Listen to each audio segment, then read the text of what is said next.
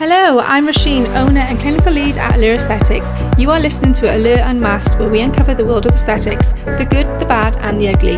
If you're interested in the world of aesthetics and the aging process and how we can help you feel and look your best internally and externally, then you're in the right place. Hello everybody and welcome back to our podcast. Thank you for tuning in. Today we have one of our special guests, Hannah, from a company called Glowday. I've known Hannah for many years now, haven't I? Since 2017. Has it been that long? So that's when I opened the clinic, 2017. It's actually our 7 years of business this year.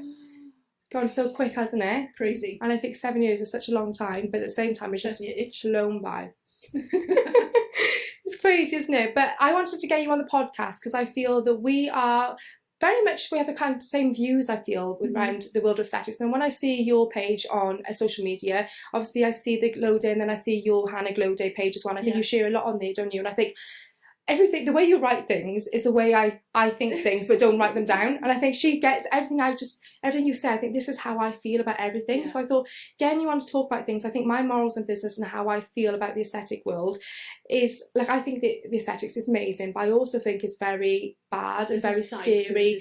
And I just think that the way the world is going with it is really worrying. And I think your page and the way you speak sometimes addresses those type of issues. And I see that a lot with it. And I think I need to get Hannah in to speak about this. So welcome. If you want to give a little brief overview and introduce yourself. So I'm Hannah. I'm the founder of a company called Glowday, and it's basically a website where you can find medically qualified, trained aesthetic practitioners for all kinds of treatments.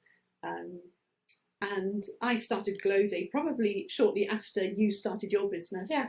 And you were instrumental in the start of us trying to figure out where did we sit within this quite vast and varied landscape. Yeah. So on the one side you've got non-medic injectors, on the other side you've got surgeons, and then you've got everybody in between who are offering things from Botox, fillers, skincare, and increasingly more lifestyle and wellness kinds of treatments. So it's rapidly evolving, it's growing hugely year on year, and I think with that we've found that because it is so massively unregulated, you will always get bad apples amongst the good apples. Yeah. And I think my view as a consumer was, how do I know who's going to look after me? Yeah. How am I going to keep my face safe with this lack of regulation? How do I make sure that my face is in safe hands? And it was through our early conversations where you would basically open my eyes as to how scary it is out there, actually. Because didn't you go to have treatment done when you lived in Australia? Yeah, so I had a bit of a weird experience. I had strange, and in Australia it is very regulated. Only doctors and nurses are able to practice over there. And I had an experience where I'd gone to visit a doctor who was a mobile doctor, and she treated me in the back of a salon, and I was almost forced to make the decision on the spot as to whether to have Botox or not. She's like, well, you may as well, you're here. And it was quite trivialised. So when I came to you and had that really thorough consultation, and you were like, okay, go away and think about it. And I was like, oh, I'm ready. Like, no, go away and think about it. Like, I want it done now. Don't send me away. And then it was like, this is how it should be done. It should be holistic. It should be done in a way that really understands the motivations of the patient. And of course the aftercare that came following that was exemplary. And so that was the start of me going, actually, this industry needs something. Change. It's missing something, and I still feel now it's still missing a lot, isn't it? A huge amount. And I think social media is part of the problem. I think... So obviously I don't think we've ever actually discussed this topic, so this is completely raw now. Obviously we both spoke about it in different views, but I don't think we actually sat together and spoke about the medic v non-medic. No. Until years, I know obviously when you started this, it is purely medics that are obviously on Glowday. How do you feel about it now? Like a few years on, how do you feel about the medics, non-medics? Do I give my opinion? So I think before was it was quite black and white. Yeah, I used to think medics, non-medics. Yes. I don't think non-medics should be injecting. I think medics should be injecting. But I think as time goes by, like I do agree with that still to an extent, where I think that non-medics, they purely haven't got the consultation process like we have, as doing a full patient assessment, understanding the full medical history, different medications, how they can interact, autoimmune diseases, contraindications, cautions, how to react if somebody, you know, faints. I know they do basic, or if somebody faints, I would lie them down with their legs up. Fine, we all know to do that, but is the extent of how they feel afterwards, or somebody has a seizure while they faint, or what is there a medication? It's just loads of different things behind it. But as time goes on, I think that the non-medic argument sometimes can be, I look at some medics, I think, we're supposed to do things, we abide by our code of conduct, we rant on about them, how much we protect people and everything else and do no harm, but yeah, I find lots of medics slagging off non-medics. I think they're so unprofessional. Yes. Why do you keep doing that? Yes. Because you're trying to say that you feel that they shouldn't be doing this because X, Y and Z, but yet you don't come across very well yourself. No, when and also legally they're not doing anything wrong. The government has failed. And I think that there's lots of very, very good non-medics out there as well who do a lot of training, and they are very good. And do very beautiful work. Yeah, and there's lots of medics who do poor work. Exactly. And so I think the argument is very nuanced. I think at its core is the fact that if someone is going to inject your face, you need to know that they can keep you safe during that process and afterwards. Yeah. And that they are skilled, experienced, and knowledgeable in all the things that could happen, and even if they're not, have referral pathways. That's it, isn't it? In the way that when you work within a team in the NHS, you might not know the answer to a question, you might not know what a specific drug indication is, but you do know who you can go to ask. Yeah. And I think we can speak to anybody, phone people, everything's there, isn't it? So that's the first thing, that is that duty of care. The second thing is accountability. So you as a nurse are accountable ultimately to the NMC. Your PIN is at risk if you mess up. And I think the issue with non-medics is, who are they accountable to? Who is the person that's on their shoulder going, if I do that and it doesn't turn out well, what is the consequence? Yeah. And for non-medics, often it's, well... And I think that's what non-medics don't understand as well, though, isn't it? Because sometimes you get onto different forums and you'll have people who...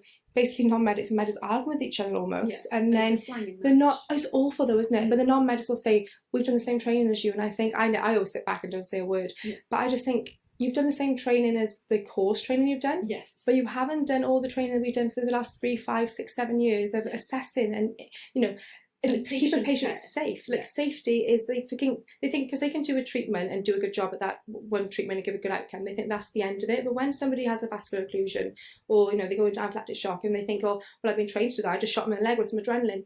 That's not what it boils down to. But I think if they had like nurse-led or doctor-led, where they did have somebody on site to help. I think that's probably where it's going to go. So I think when you read between the lines with the consultation that was run last year, it looks like they're not going to stop non-medics from practicing, but they are going to put those safety nets in place to try to ensure that when they are practicing, there is at least that referral pathway that can be, you know, drawn upon if necessary.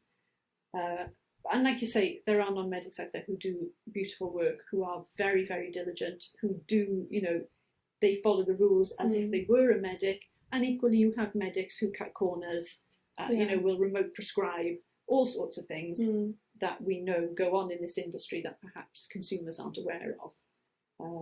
But all it boils down to is the patient safety though, isn't it? And that's what some practitioners forget about. And patients don't seem to forget about. That's what's the concerning thing though, isn't it? The patients will treat these treatments almost like they're going to have their nails done. Yeah.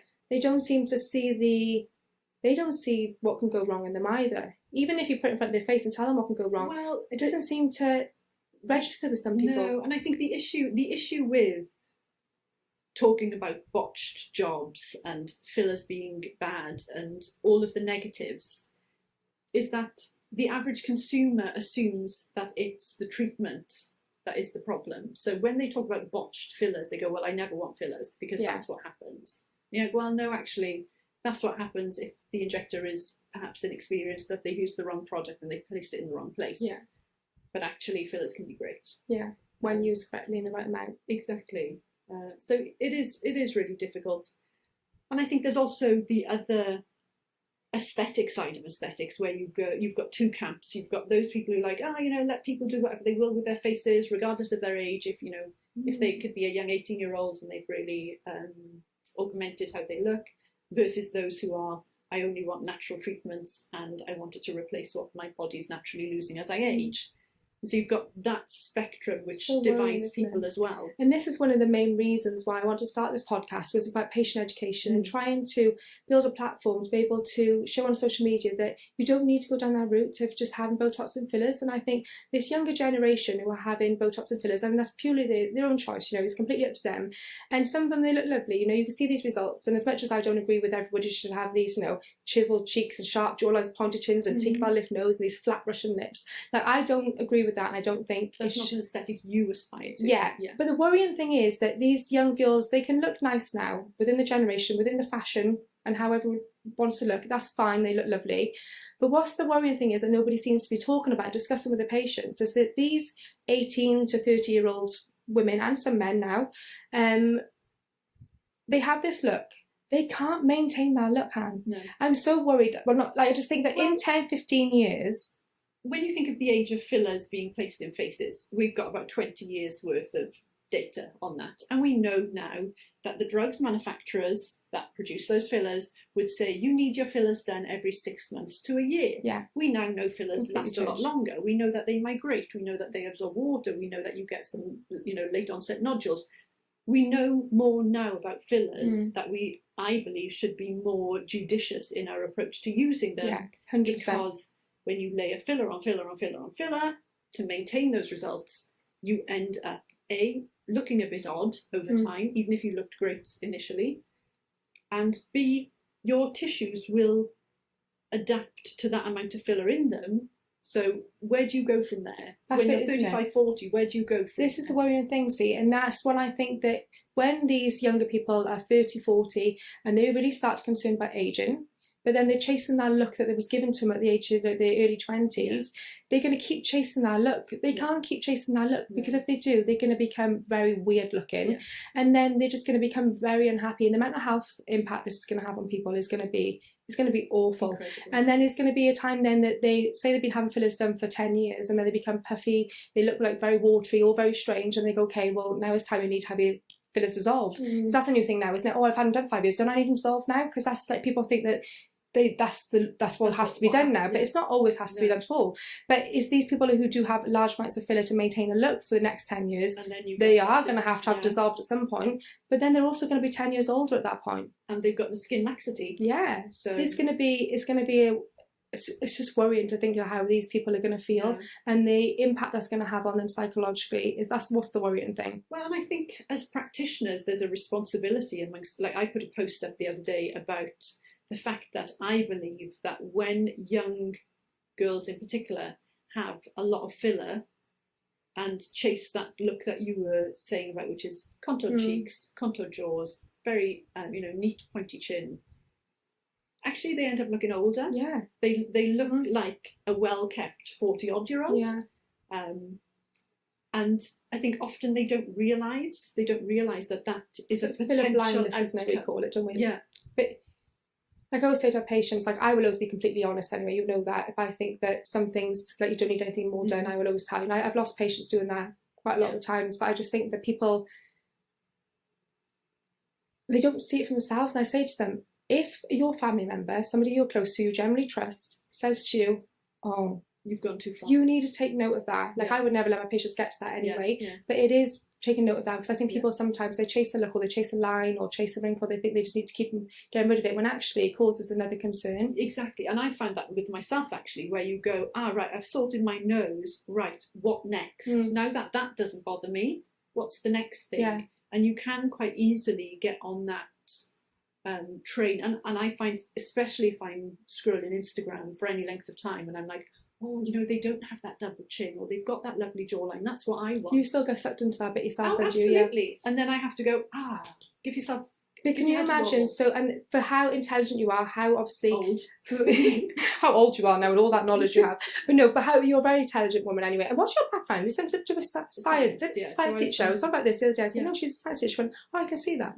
But obviously you're very knowledgeable anyway. But and you're very like morally, you think about these treatments and you know so much about them, but you still get dragged into it. So can you imagine somebody who hasn't got all that knowledge behind them?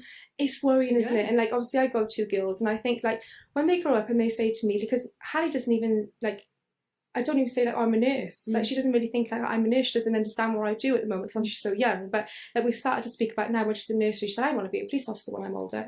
And I was like, what do you know? What does mummy do? She went, you just go to work to make money. And I was going, yeah, we all have to go to work to make money, but what does mummy do? And she just looked at me like blasé, and I just like explained to her like mummy's a nurse, and then she's looking at me to think, well, you don't go to the hospital. And I tried to talk to her and say, no, I said mummy puts medicine in people's faces. I help I help skin. And then she's looking at me then thinking, you're not a nurse. She doesn't think I'm lying to her. But it's like talking to her, like trying to explain to them about what we do, and it's like you don't want to almost create that you should change yourself. No, or that seed of, oh, this is something you can do to improve yourself. Yeah. It's worrying, isn't it? Because that's what these younger people are looking at the moment, and they go on social media, and it's good and bad things. Because I think lots of young people are into skincare now, though, and SPF. So many, but also they are. I think probably what concerns me most about it is that there's almost a homogenous look that's acceptable, and it seems that individual features aren't really celebrated. And like if you look at films from the 1970s and 80s, even the early 90s, women looked different to one another. They had texture, they had pores, they had lines, they had different shaped faces. Whereas now you kind of look at famous people and you're like, you all look like you've got bodies, isn't it? Yeah, you've just got a mix and match of the same features. Really, yeah, it's strange as well. So that's what I say to people. I had a young girl come in the other day, and she was saying that she wanted jawline filler because she felt her face was really round, and she did have quite a round face. And I said, you can never have jaw filler. It would look awful on you. Like it wouldn't give you the result that you want. From a side profile, you might think that you feel a little bit more, sharp, and you've got a little bit more jawline. But from the front, you're going to look more round because you're adding more volume to the area. But people don't seem to understand that. And then I said, you need to look at your face as a whole. And I think some people, you see them that they have like sharp jawlines, but then they've got very oval, rounded features. So you think that's not your anatomy. That's not how you should look. And people are addressing and thinking the one issue, like you said, you go from one area to another area to another area. But a good practitioner needs to be looking at that patient and addressing the whole face as a whole, and really looking at that and say, well, no, if I did this for you, okay, it could help this, but it could cause this, and then it makes another problem. And I think that I said on our instruction podcast actually, saying that I think that these treatments, sometimes you've got to be really mindful of the type of person who's in front of you and the reasons why they want to have these treatments done, because I think sometimes these treatments can actually make people feel more unhappy with themselves. And I think that's really, we've seen that a lot probably over the years. You've probably come across that. And I think as well, when you think of practitioners, there's a reason why certain medics will go into aesthetics, and it's probably because they themselves have self-esteem issues or issues with their appearance, and we know that body dysmorphia practitioners index more highly for body dysmorphia than the general population. So again, you've got to look at who your practitioner is. Do they look relatively normal? Are they overfilled themselves? Are they going to give you an outcome that is aligned with what you want aesthetically? Because the outcome is, I said this to a patient the other day, they said, I know I'm trusting you. I said, it's funny, isn't it? Because really they are trusting me. And the result that I give somebody is what I think. It's my opinion. It's what I perceive to be beauty. And like there's a man who injects in London, and he's an amazing injector. He's really, really good. And then he used to work for the same company as I did. And when I started working there, he literally just left like 2 months later. So I never got to train with him. I was like, no. And then somebody said, oh no, you wouldn't want to train with him anyway. He's so arrogant. He's so up himself. He thinks every woman should look like this. And I thought, oh, that's so bad. Because obviously, and I thought, well, it is down to the practitioner thinking like what they think is nice, but it's about working within those ratios and understanding the face and how it should be. And then you see, like I remember going to a conference a few years back. I don't tend to have much anymore after COVID today, but like a conference I went 2 years ago, and it was just a medical conference, so full of doctors, nurses, dentists, everybody obviously does injectables. And I sat there, and honestly God, you could sit there all day just eating popcorn. It was like a walking freak show. And I thought, how are these people even got businesses? How would you go in there and say, can you inject my face? No, and that is, and I think actually with some of the younger practitioners coming through now, that's not so prevalent, but you look at some of the more established practitioners who have had decades of access to treatments, you can definitely see. And that's those who have started too young, and chasing the same look that they started having from that 28, 30-year-old. Yeah. And the same thing with me. Obviously, I started doing this now when I was 22. But you look more natural now than you did when I met you. Only because I realised what was happening. Yeah. Only because I realised that, hang on a minute, Rosh, you can't maintain this. And when I started to really think about the logic behind it, thinking about, and that's when I changed my way of work. I thought, I'm a very caring, very ethical person. I care too much, really, but that's just who I am, and I don't think that's a bad thing to have. But I was thinking about, even with myself, like you said, you can get drawn into something, and I think I could get drawn into something where I think, oh, hang on, I can see a little bit flattening by here, I just have a little bit of filler, and I thought, no, right, now stop now, because if I keep chasing that and keep improving it, how long am I going to keep improving that for before I end up getting puffy here, what retention, my eyes get smaller, and then it starts to look weird. So it was about like educating our patients, because I think that years ago the toolbox we had was Botox and fillers. There's so much more now. You don't need to do that. Polynucleotides, you've got peels, the focus on skin. Like someone can look young with laxity if they've got great skin. Yeah. I think that's there's people who have foundation of everything. Lots of Botox and fillers but don't address the skin. Their results don't look great because the skin looks so awful, so sun damage and lines. Exactly. It's the worst, isn't it? But like obviously with chemical peels, microneedling, you have so many more lasers, machine-based treatments now. And I think to our patients, I always try and say to them, in an ideal world, I always say to them, okay, how long have you thought about this treatment for? Is there any reason why you're having this treatment for? Because if somebody says to me, get married now in 3 months, you know that they need to look a certain way or feel better by 2 months' time. But people who are really just trying to address the skin and want to look better, and they haven't got really any timeline on it, they're happy to work with the flow of like, oh, what do you recommend?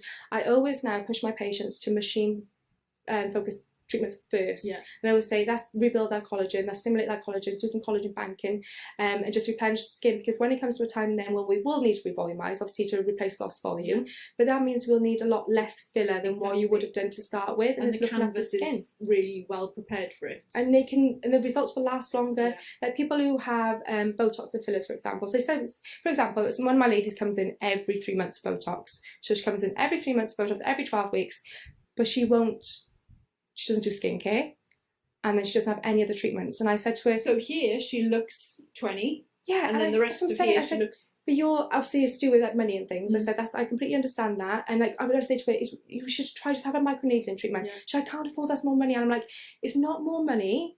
You could save money. I said, if you think about this properly, you can miss the Botox treatment. If you had your Botox done every 4 months, or maybe every 6 months, and just had 1 or 2 microneedling in that, it'd actually be cheaper than having your Botox done 4 times a year. But you're going to stimulate elastin and collagen, you can improve your overall skin health, treat the whole face, just not the upper third. Will go everywhere. But people don't seem to understand that, and that's down to us as practitioners to educate patients better. And I think it's human nature. They want to fix that's quick. And if you said to someone, I'm going to put you on this skincare routine for 3 months and then come in and have your Botox, they'll go, oh, don't bother, I'll go somewhere else for my Botox. Even though you know that them using a retinol and SPF and a good cleanser every day. In 3 months' I think we're really good with like that in clinic as well. We seem to be able to get like really good, people will want to hear from us, and I say to them, to be able to have this chemical peel, you need to get you on skincare first, and people are happy doing that because I think people who come to us because the way we market our demographic. Got me onto wearing SPF every day. I'm going to get a little stick on that. You should, because I'm now a total, like I've got a drawer of SPF. But it's so important, isn't it? Like Hallie went to nursery this morning with 2 SPFs in her bag, one for her face, one for her body. But it's so important though, isn't it? And I think that I've been crap sometimes. I talk way too much, you know that, Hannah. I always talk, and I think sometimes my patients, I talk so much about my life and their life that we just do their treatment and we don't even talk about anything else. One of my ladies came in the other day, she went, what's this retinol? And I said, oh, you should use retinol. She went, oh my God, why didn't you tell me this before? I'm like, probably because I was just telling you about my life and I forgot. And we have a good laugh because we obviously have that patient-focused care with this. We're so, like our patients, like our family, we have such a close network with them and we just get on really so well. But sometimes we do forget by the reason why they're here. They want us to look after the skin. But it's so important, I think, that this day and age is just trying to educate patients for safety, really, isn't it? Keeping patients safe and educating them on, letting us know what their concerns are and addressing that with a holistic approach to make sure that it's not just a quick fix of Botox and fillers. That thing is interesting in them letting you know what their concerns are, because there are practitioners out there who will go, and I've had it done to me on like just on Instagram, totally unprompted. It was like, oh, you need tear trough, and I do your cheeks at night. And I'm like, oh, I didn't ask. This happens all the time. Did not ask. people come into me and they'll say to me, oh, what can you do for me? I go, no, we don't work like that. Yeah. You tell me what concerns you. So my consultation process, I go through all the medical history and everything, our skincare, and then I say to them, okay, so pass in the mirror and say, tell me what bothers you. Look in the mirror and tell me in numbers, 1, 2, 3, 4, however many numbers you got, let me know what bothers you. So number 1 is the worst thing, tell me, and address it. So then if we get to number 4, and they say, oh, my lips, I feel my lips are smaller. But number 1, their main concern was like loss of elasticity of the lower face. And I say to them, well, HIFU's going to treat number 1, and obviously fillers can treat number 4. And they go, well, I haven't really got the money to be able to do the HIFU right now, so can we just do my lips? I go, no, because you're not going to be happy. No. So that's save the money, work in a treatment plan. That's address number 1, because if you just spend money on number 2, 3, and 4, you're not going to be happy with the whole outcome anyway. No. So really it's about it is looking at the patient journey and having a very holistic approach to the care, isn't it? And I think as medical practitioners, we do that a lot more. I feel because we have that knowledge. And I think it's also that ongoing trust building and relationship where you go, actually, I do trust you to recommend the treatments that are going to work best for me rather than the ones that are going to line your pockets. Yeah. And it's like people coming in then as well who like come in and they say they want to have a chemical peel, and again with budget they go, well, I've only got £150. And like, well, you're best off just spending that money on 3 products that you can use for the next 3 months and having 1 chemical peel. Yeah. So you have 1 peel, go home, use whatever skincare you use or no skincare. It's like going to the gym once. Yeah, I always say to patients, it's like having your car washed and driving for a field. There's no point. No, it is, it's true. But it's like looking after them as a whole. But I think like, obviously with your platform now, you're keeping people very safe in the way that they know that when they go in to put through your system that they are choosing medical practitioners with lots of experience. They've been trained, they're certified, they've got the insurance. Everything is literally, I think there's photos obviously, all the clinics on there, all the reviews, everything is on there, isn't it? If you'd be able to choose who you want to go to. Then you can compare, you can read reviews, you can check out the price of the treatments, you can check availability. And a lot of the time as well, I say to patients, anyone who's watching this who are interested in obviously having these treatments, if you do go to Glowday, I think when you talk about treatments, they're very patient friendly, aren't they? The treatment guides are all on We've got a new social media marketer now who does obviously our marketing for us, and I said to him, he's actually a guy, funny enough, but I think I've spoken to him on Instagram. Well, I said to him, I said, have a look on Glowday, anything you're like not too sure about, I said, have a look on Glowday. I said, some of the stuff will be like written by me. I said, some of the stuff is on there that I wrote when they first started out. I said, but they're very easy to understand. And then I said to him the other day, like, because he's changing some of these circles, and I said, it needs to look like this, look like that. I went, but then that looks more like Glowday. I went, I don't care if it looks like Glowday. I said, we was there first and we're gold. I said, that's how we're all going to look similar to things. I said, we're aesthetics in gold. I said, that's how we look, so the circles and stuff. I said, but anything you want to look on, I said, we need to look on there to be able to get all the information. It's just like, if you are going to have any treatment done, just make sure you are educating yourself. Like it is, the government hasn't put checks and balances in place, so it is on you to make sure that you are really thinking about as well the reasons why they want to have it done, isn't it? And going through obviously these type of platforms, you come to very good practitioners then who have got a genuine, like, they want to be the best. Exactly, they want to really give you and they'll advise you differently to, you know, many people will go in booking one thing and you go, actually no, that's not the thing that's going to address the concerns you have. Some people come in and I go, have I really confused you now? And because they come in, they go, I don't know what to have now, you've told me about everything. And I say, just go away, think about it, and any questions you have, because it is a minefield, isn't it? There's so much stuff you can have done. And you know, these treatments are expensive. There's no getting away from the fact that they're expensive. You get what you pay for, don't you? And it's so true. Like, we know this day and age, people are having cheap treatments elsewhere. But the funny thing is that people are happy to pay cheaper, like every 3 months, for example, for like toxin. But then, they won't pay the little bit extra that will last longer. So in the long run, it'll be cheaper for them anyway. No, but they don't. And this is another thing, isn't it? In terms of, we were talking earlier about where you source your products from. All of yours come from reputable pharmacies that have got, you know, an audit trail. And sadly, here there are hundreds of like online distributors who will, you know, sell stuff from all over the world, which hasn't been tested. Yeah, it's worrying, isn't it? I think even now, you can buy fillers online, even just normal, like... Oh, as I could. It's bonkers, isn't it? I have had messages in the past as well, to ask me, from a guy, said, hi Ross, you okay, knew me. Could you tell my missus how she can inject her lips, please? She's just bought this filler. No. I don't know, what? That was a few years back, so obviously this is happening. Well, no, people inject their own fillers. People, you know, if you look at Google searches about filler dissolving, it's how can I dissolve my own filler? Oh, it's so sad, isn't it? But on Go that see a note, professional. but on that note, it's so sad. But no, thank you for coming in. Very welcome. Really appreciate it on this very warm day as well, isn't it? But Lovely. yes, guys, if you have any questions about anything, or you're unsure about any treatments, or you're looking to book a treatment in wherever you're from, listening into, have a look on Glowday, and you'll be able to go on there and find a practitioner near them as well, Yes. and they have all the qualifications and things. But any questions you have, please feel free to ask. But thank you for listening in, and thank you again, Han. Very welcome. Take care, everybody, and goodbye. Goodbye. Goodbye.